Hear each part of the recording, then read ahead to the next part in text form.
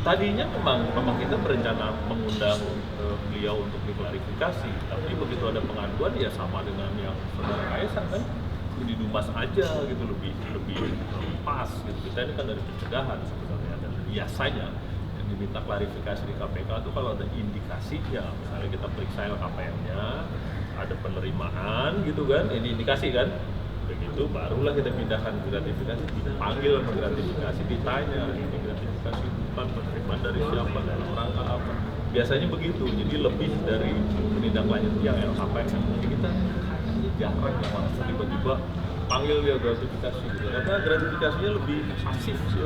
Dan kalau dibaca di undang-undang menerima dan menetapkan, kita menerima dan menetapkan. Saya lihat yang Dumas lah, kalau kita kan cuma ini aja pelaporannya ya diperiksa gini.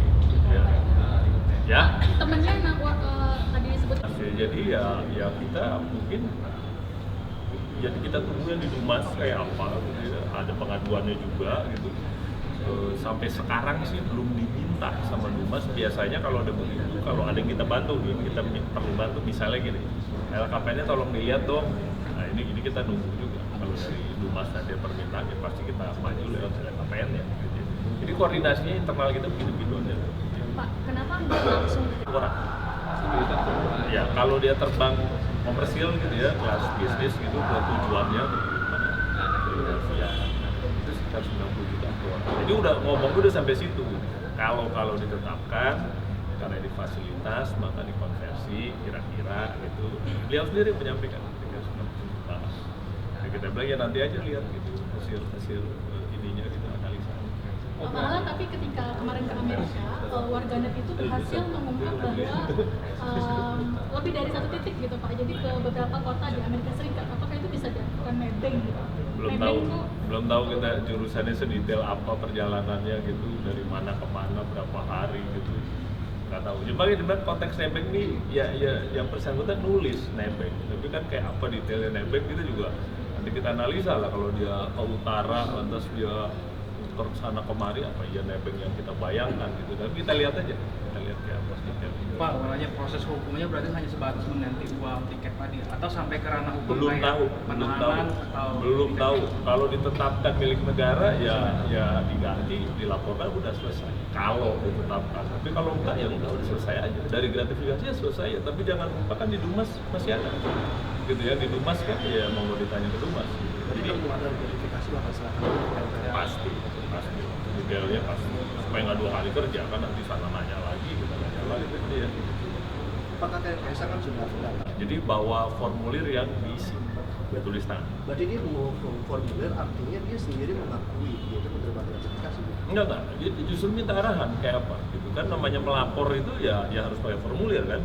Jadi dia udah antisipasi gitu, kalau kita sebut lapor ya silakan lapor gitu kan.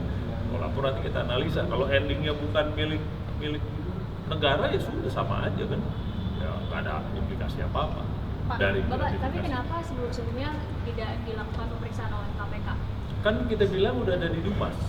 Di pengaduan masyarakatnya kan udah dilaporkan, dan keputusan pimpinan adalah yang di Dumas yang diproses.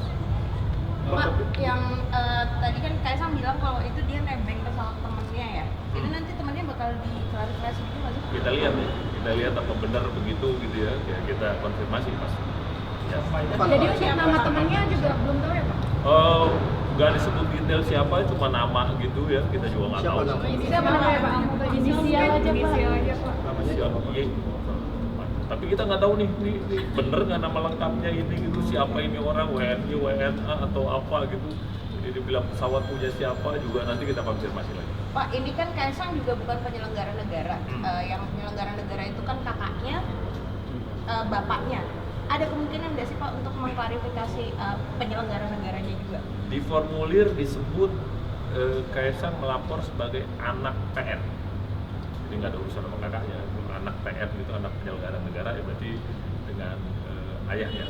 Tapi ayahnya bakal dipanggil klarifikasi. Belum, kita lihat lagi. Kan pasti gua seminggu dong gitu kan. Ya. Berarti ada kemungkinan Pak, kalau belum tentu itu berarti ada kemungkinan. Ya ada lah, yang namanya belum tentu kan bisa jadi iya bisa jadi enggak gitu, tapi nggak spekulasi lah yang gitu. Kita lihat aja gitu.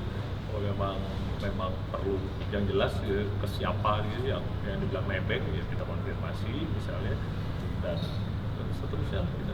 Pak, tapi makna nebeng itu kalau menurut KPK sendiri termasuk gratifikasi nggak sih Pak? Belum tahu ini nebengnya kayak apa nih, spontan apa ditawarkan apa kan gitu, nggak tahu kita gitu Kalau kayak apa. spontan bagaimana kalau direncanakan? Ya kita konteksnya nggak ngerti ya, ditulis itu karena temen gitu kan, satu arah gitu kan, ya, kita nggak tahu juga nih tempatnya kayak apa sih gitu kan, searah tuh ya kayak apa gitu, dan kita lihat di analisa kayak apa. Pak, temennya itu kan ditengarai seorang pengusaha yang menanamkan modal di Pak Solo yang notabene kakaknya Kaisang. Nah itu apakah bisa disebut nebeng gitu dan bukan gratifikasi? Nanti kita lihat jauh-jauh kan baru lihat juga ini dia tulis resmi gitu kan, nebeng teman kan baru di dokumennya baru ini gitu. Jadi nanti kita konfirmasi lagi kayak apa gitu. Apa nih Pak pastinya? Ya dalam seminggu ini. Ya. Nanti setelah seminggu diumumin lagi nggak sih Pak? Karena kan publik juga pengen tahu hasil akhir dari Ya lu tagih gua aja. Lu tagih. Saudara Kaisang dan tim datang gitu ya untuk pertama sebenarnya meminta arahan dari KPK atas berita-berita yang sebelum ini kan gitu ya. Ini harus ngapain lah kira-kira gitu.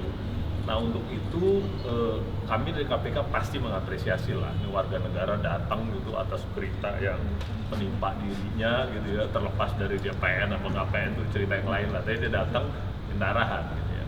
Dan sama tim sih ya diterangkan lah ya gitu apa gratifikasi. Ternyata beliau dan tim sudah menyiapkan dokumen yang di-download dari gratifikasi online yang bisa download, sudah diisi.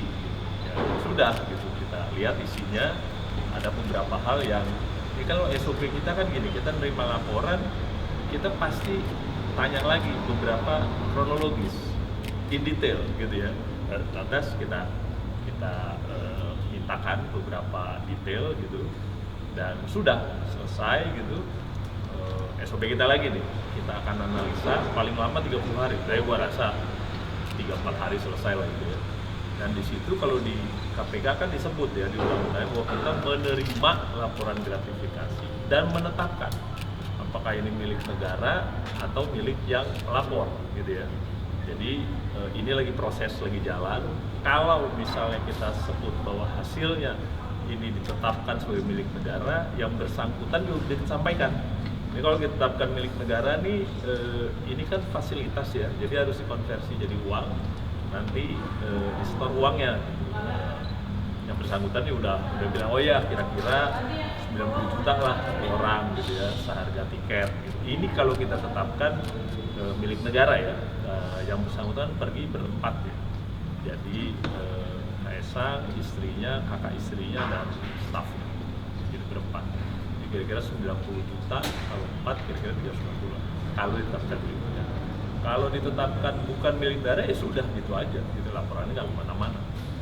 Jadi itu yang terakhir dan beliau juga janji untuk kalau ada lagi informasi kita mau mintakan bisa nggak gitu. Beliau oke.